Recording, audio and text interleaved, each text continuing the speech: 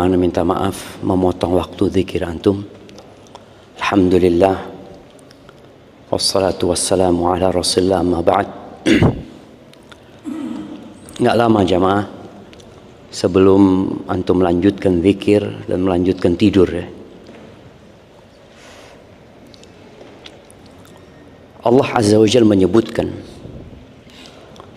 bahwa kelak ada hari di mana harta tidak akan berguna.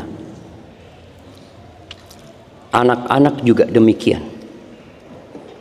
Allah mengatakan yauma la yanfa'u malun wala banun illa man atallaha biqalbin salim. Kecuali mereka yang datang menjumpai Allah dengan hati yang selamat. Dan Rasul sallallahu alaihi wasallam menjelaskan bahwa di tubuh kita yang saat ini kita gunakan untuk melakukan aktivitas, baik urusan dunia atau untuk urusan agama, itu ada satu organ yang kalau dia baik maka semuanya baik. Dan organ itu kita tahu namanya hati. Disyariatkannya ibadah puasa, Allah Azza wa Jalla mengatakan ya ayyuhalladzina amanu kutiba alaikumus siyam kama kutiba alal ladzina min qablikum la'allakum tattaqun. Puasa ini disyariatkan agar kalian bertakwa. Di mana tempat takwa itu? Nabi SAW mengatakan at-taqwa hahuna, at-taqwa hahuna, at-taqwa hahuna. Di sini tempatnya takwa, di hati tadi. Dan ternyata hati manusia ini kadangkala kusut disebabkan ya banyaknya yang dia pikirkan. Di antara yang menyebabkan kusutnya hati adalah kelebihan makan, kelebihan minum. Sebagian kita itu hidup berwisata kuliner. Sepanjang 11 bulan itu kita makan pagi berbeda dengan yang kita makan di malam hari. Yang kita makan di siang hari berbeda dengan yang di malam hari. Besok seperti itu sepanjang tahun. Padahal Nabi SAW menyebutkan tidak ada wadah yang lebih buruk untuk dipenuhi daripada perut kita. Ternyata perut ini tempatnya penyakit yang dampaknya ke hati. Ketika perut dipenuhi, maka Nabi SAW memberikan arahan kepada kita, bihasab ibni Adam luqaymat yuqimna biha sulbah. Cukup manusia itu kalau mau makan beberapa suap makanan yang membuat punggungnya tegak. Karena tujuan kita diciptakan bukan untuk makan, tapi makan itu sarana untuk melanjutkan kehidupan. Cukuplah engkau makan yang membuat punggungmu jadi tegak. Kita bisa sholat nyaman, kita bisa bekerja dengan baik, kita bisa duduk tanpa bersandar umpamanya. Cukup. Tapi kadang-kala manusia ingin lebih. Maka Nabi kasih arahan alaihi salatu wassalam, fa in kana fala budda la mahala. Kalau ternyata dia harus makan lebih dari beberapa suap tadi, karena makanannya enak atau karena dia memang suka makan, maka Nabi SAW mengatakan fa thuluthun li ta'amihi wa thuluthun li syarabihi wa thuluthun li nafasihi. Maka sepertiga buat makanan, sepertiga buat minuman, sepertiga buat nafas. Dan subhanallah, Allah syariatkan buat kita dalam setahun itu Ramadan. Kita dipaksa untuk mengurangi kelebihan makanan. Bahkan kita ngurangin makan. Apa tujuannya? Yang menjaga hati sebenarnya. supaya pikiran kita nggak kemana-mana. Kita tidur udah sahur selesai, kita nggak akan mikir sarapan, kita nggak akan mikir kalau di luar Ramadan, kita akan berpikir nanti jam 9 kita mau minum kopi, kita nanti mau makan gorengan. Nggak ada pikiran itu. Hati kita benar-benar fokus menuju kepada Allah. Siang hari yang biasanya kita makan siang, kita nggak makan lagi, dikurangin makan itu. Nanti habis asar, sebagian kita mungkin biasa pulang dari tempat kerja, disuguhkan teh manis bersama beberapa potong cake mungkin, itu nggak ada lagi. Kita benar-benar dipaksa untuk mengurangi makanan dalam rangka jaga hati. Maka tolong ketika berbuka yang biasa-biasa aja. Nabi SAW berbuka beberapa butir kurma dan menyuruh berbuka beberapa butir kurma. Tapi memang ada, kita ngurangin makan sehari, tapi di malam hari kita makannya jadi-jadian sebagian. Ada istilah balas dendam loh. Enggak. Dan Allah syariatkan puasa ini benar-benar untuk kebaikan manusia. Syahwatnya juga seperti itu, dikurangin. Mengurangin syahwatnya. Dia yang biasa menghubungin istrinya nggak ada lagi di siang hari. Jadi kelebihan makan, kelebihan minum, dan kelebihan syahwat itu ternyata merusak hati. Maka kita disuruh untuk mengontrol.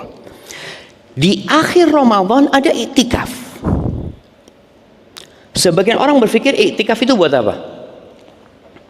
Untuk nyari Lailatul Qadar, untuk berburu Lailatul Qadar. Ya mungkin itu salah satu tujuannya, tapi ternyata itu bukan tujuan utama.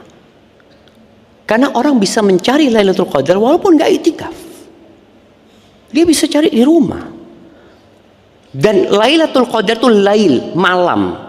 Kenapa Nabi SAW iktikafnya pagi, malam, siang, pagi, malam, terus selama 10 hari? Kok buka hanya malam harinya saja? Kalau tujuannya cari Lailatul Qadar, ya udah malam hari. Pagi, Ibnu Qayyim menjelaskan bahwa ternyata di antara tujuan iktikaf adalah bagaimana kita menyatukan hati menuju kepada Allah dengan meninggalkan kelebihan bergaul dengan manusia, kelebihan ngobrol, kelebihan duduk bareng. Sekarang kita duduknya sama Allah. Kalau antum mau ngobrol sama Allah.